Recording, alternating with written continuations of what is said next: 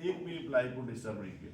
कोई मेरे पास ट्रांसफर के लिए भी आता है तो मैं उसको ये बोलता हूँ कि किस व्यक्ति ने कहाँ से कहाँ जाना है, और जो जाने वाला और जो वहाँ से, क्योंकि अब कोर्ट का मैटर बहुत ज़्यादा हो गया। आगे लोग 20-25 साल एक ही जगह नौकरी कर लेते थे, अब 3 साल के बाद जो लोग बाहर हैं वो कोर्ट के थ्रू आपको ट्रांसफर, तो बहुत से लोग हैं 3 साल के बाद चाहते हैं कि हमारा अगर टेंडर पूरा हो गया तो हम लोग जो है शिफ्ट हो जाए। तो वो ठीक है, आपका भी राइट है कि आपको भी डिस्टर्बेंस जो है वो कोई नहीं चाहता, और हम भी नहीं चाहते कि हमारा कोई स्कूल ऐसा डिस्टर्ब हो जाए जहाँ पे एम्प्लॉय जो चला जाए। और जो अपनी क्योंकि मुझे अगर हम पुरानी बात करें, मैं और वीरेंद्र इकट्ठे पढ़ते थे, तो अगर हम उस समय की बात करें, आप लोगों को पता होगा कि जिस समय पुराने समय में क्या था कि टीचर जो है 1 घंटा जो है वो ओवर टाइम लेते थे, या सुबह लेते थे या शाम को लेते थे, क्योंकि वो लोग सब नज़दीक के थे और उस टाइम साधन नहीं थे, तो स्कूल भी बहुत कम थे। अब वक्त के हिसाब से स्कूलों की स्ट्रेंथ जब बढ़ गई, बढ़ने के बाद मैं पिछली बार भी एक मैंने मीटिंग की थी, उसमें मैंने बात की थी, कहीं ना कहीं तो हमें भी देखना पड़ेगा कि जो गवर्नमेंट स्कूल, तो नहीं मैं कह सकता कि प्राइवेट स्कूल एक खुल रहा है, जिसमें ये भी नहीं मैं कह सकता कि वहाँ का स्टाफ जो है वो बहुत क्वालिफाइड होगा, मगर वहाँ पे उनकी जो है वो स्ट्रेंथ डे बाय डे कैसे बढ़ जाती है और हमारी कम क्यों आती है, तो उसके ऊपर थोड़ा सा आपको सोचना पड़ेगा कि कहाँ दिक्कत कहाँ है। आप अच्छा पढ़ा रहे हैं, आपके पास अच्छी एजुकेशन है, आप वेल क्वालिफाइड हैं, आप एक पूरे सिस्टम से निकल के आए, वहाँ पे कुछ नहीं है, उसके बाद आपको सैलरी भी अच्छी मिल रही है, सरकार को वहाँ पे सैलरी का, आपकी सैलरी का 10वां हिस्सा उनको मिल रहा है। मैं नरेश स्कूल में जब गया, स्कूल में वहाँ पे गया तो मेरे बच्चों की माँ की कि जी यहाँ पे स्टाफ कम है, तो मैंने उनको बोला कि ठीक है, मैं तो आप जब तक नहीं आता तो आप यहाँ पे आप स्टाफ रखे, तो मैं क्या आप देते क्या है? बोले जी पहले यहाँ पे लड़की पढ़ाती थी, हम 1500 रुपये देते थे। मैं क्या यार 1500 तो नहीं देंगे, हम कम से कम हमने वहाँ पे 6000 रुपये देके जो लड़की को हमने रखा, और इस टाइम 11 टीचर हमने जो हमने रखे हैं, जिनका हर महीने सैलरी मिल रही है। सरकार की लेट हो सकती है, हमारी लेट नहीं होती, हम हर टाइम से उन बच्चों को बुला के सैलरी उनको देते हैं ताकि वो उनको, अगर वो पढ़ा भी रहे हैं तो उनको जो है समय से पैसा मिले और उनको वो चीज़ पूरी भी हो।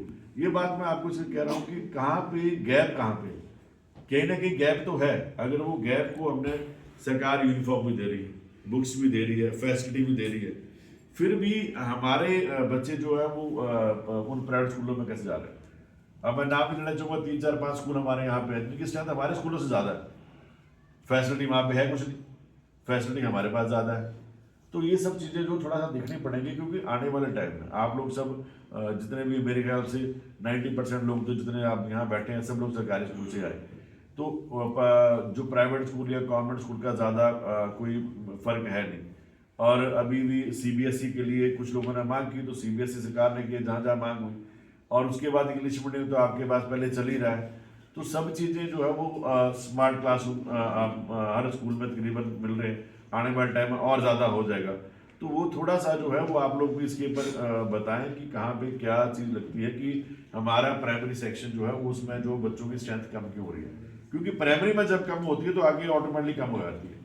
तो प्राइमरी जब तक हमारा मजबूत नहीं होगा, और जहाँ तक जो है वो स्टाफ की बात है, तो अब स्टाफ का गैप जो है पीछे से चलता आ रहा है, रिक्रूटमेंट्स आपकी हुई नहीं। मेरे को याद है कि कांग्रेस सरकार थी, वीरभद्र जी मुख्यमंत्री थे, विद्या पास रखे गए, जब भी आपके मैं एम्प्लॉयमेंट को जनरेट किया है तो कांग्रेस के समय हुआ।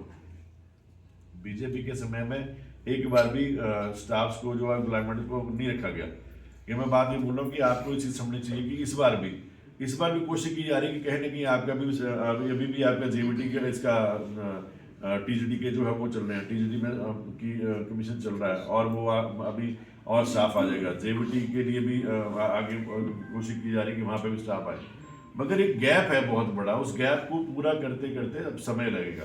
और स्कूलें हमारे पास ज़्यादा है, स्ट्रेंथ कम है, इंफ्रास्ट्रक्चर के ऊपर पैसा ज़्यादा लग रहा है, और वहाँ पर जो एम्प्लॉय है और बच्चे 10-10, 12-12 बच्चे हमारे पास रह गए, ना पढ़ाने वाले को मज़ा आता है, ना वहाँ का अगर स्कूल में हम फैसिलिटी भी देंगे तो वैसे ख़त्म हो जाएगी। तो फैसिलिटी भी जब रेजिस्ट्रेशन आपकी की गई तो तभी की गई कि कम से कम एक स्कूल में आ जाए। आने वाले टाइम में थोड़ा सा एक चीज़ करो, हम ट्रांसपोर्टेशन फैसिलिटी देंगे।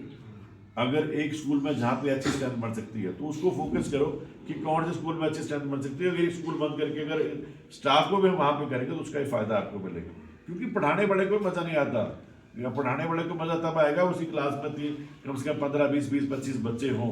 अगर 5 बच्चों को क्या आप पढ़ाएंगे, 2 बच्चे क्लास के, 3, अब स्कूल में है ही 15 बच्चे, 3 आपकी पहली के हो गए, दूसरी दिन के 5 में जो 3-3 बच्चे हो तो क्या पढ़ाएंगे। तो इसके लोग भी चाहते हैं कि हम ऐसे स्कूल में ना डाल के हम भी प्राइवेट में जाएं। तो थोड़ा सा आप इसके ऊपर विचार करें कि क्या हम वहाँ पे क्या कर सकते हैं, सरकार की तरफ से उसके में क्या किया जा सकता है, ताकि लोगों को भी लगे कि एक अच्छा मैसेज और सरकार का जा रहा है।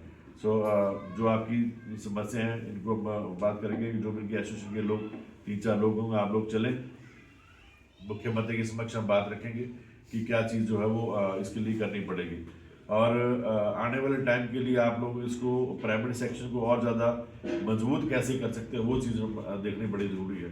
क्योंकि ये ठीक है कि किस टाइम में स्कूल नहीं थी तो कम स्कूल थे तो स्ट्रेंथ ज़्यादा थी, स्कूल भी सरकारी ज़्यादा हो गए, प्राइवेट भी ज़्यादा हो गए, मगर फैसिलिटी एक मैं आपसे जरूर गुजारिश करूँगा कि आप थोड़ा सा चेकआउट सिस्टम जरूर करें। जो आपके प्राइमरी सेक्शन में बच्चे आते हैं वो बच्चा सुबह वेल ड्रेसअप आ रहा है कि नहीं है, पेरेंट्स मीटिंग आप रेगुलर करें, पेरेंट्स को बुलाएं, उनको पेरेंट्स को जब तक आप इन्वॉल्व करेंगे। प्राइवेट स्कूलों में सबसे बड़ी बात क्या है, वो पेरेंट्स को जो है वो बहुत ज़्यादा इन्वॉल्व करते हैं। आपके बच्चे भी प्राइवेट स्कूलों में पढ़ रहे होंगे, मेरे बच्चे भी पढ़े प्राइवेट स्कूलों में। स्कूल वाले क्या पढ़ाते हैं और पेड से की क्लास आ लगाते हैं, हर महीने या 2 महीने के बाद उनको बुला के उनके ऊपर प्रेशराइज किया जाता है। तो जब तक हम पेरेंट्स की पूरी इन्वॉल्वमेंट नहीं करेंगे तब तक जो है वो स्कूलों की स्ट्रेंथ जो है कम ही रहेगी। स्ट्रेंथ तब होगी जब थोड़ा सा इन्वॉल्वमेंट उनकी बार उनको बुलाओ, उनको बताओ कि आपके बच्चे ये कि और बच्चा आपका वेल ड्रेसअप आ रहा है कि नहीं आ रहा है, वो प्रॉपर से उसका हेयर ड्रेसअप है, नाखून काट के आ रहा है कि नहीं आ रहा है, क्योंकि हर चीज़ जो है वो इसमें इन्वॉल्व है। जब तक आप वो चीज़ें नहीं करेंगे उसका फ़ायदा कुछ नहीं होगा। तो आप लोग मेहनत कर रहे हैं तभी तो आज 5वें स्थान के ऊपर ऐसे आगे भी आ सकते हैं। तो आपकी मेहनत का भी रिजल्ट तभी आएगा जब आपका एक सिस्टम जो है वो बनेगा। सो ज़्यादा नहीं कहता, आप सबका बहुत बहुत धन्यवाद। और आपके भी आए और सबसे मिले, और मेरे लायक कभी कुछ हो तो आप मुझे ज़रूर बताएं, क्योंकि हम भी यही चाहते हैं कि कोई भी अध्यापक जो यहाँ पे पढ़ा रहा है उसके ऊपर कम से कम मेंटल जो है वो बर्डन नहीं होना चाहिए। और एम्प्लॉय के ऊपर बर्डन हमेशा रहता है ट्रांसफ़र हम किसी कराते नहीं है। ट्रांसफ़र खुद भी जो आता है वो खुद कराता है। तो उसके लिए मैं आपको बोल दूँ, यहाँ पे आपके लोग खुद ही आते हैं, खुद ही ट्रांसफ़र कराते हैं। तो आप लोग एक दूसरे से संपर्क रखें, हमारे साथ का कोई हो नहीं है। जो जिसके साथ बना के रखेगा वही रहेगा, जो बिगड़ेगा वो अपना बिगड़ जाता है। और इल्ज़ाम बाद में आता है नेताओं के ऊपर, तो हमारा कोई हो नहीं है। मेरे को किसी का परिवार डिस्टर्ब किया, हमें कोई हो नहीं है। आपके लोग आते हैं कि फलाने को उठाना है, वाले को उठाना है, तो आप अपना जो आपस में बना के रखें। धन्यवाद।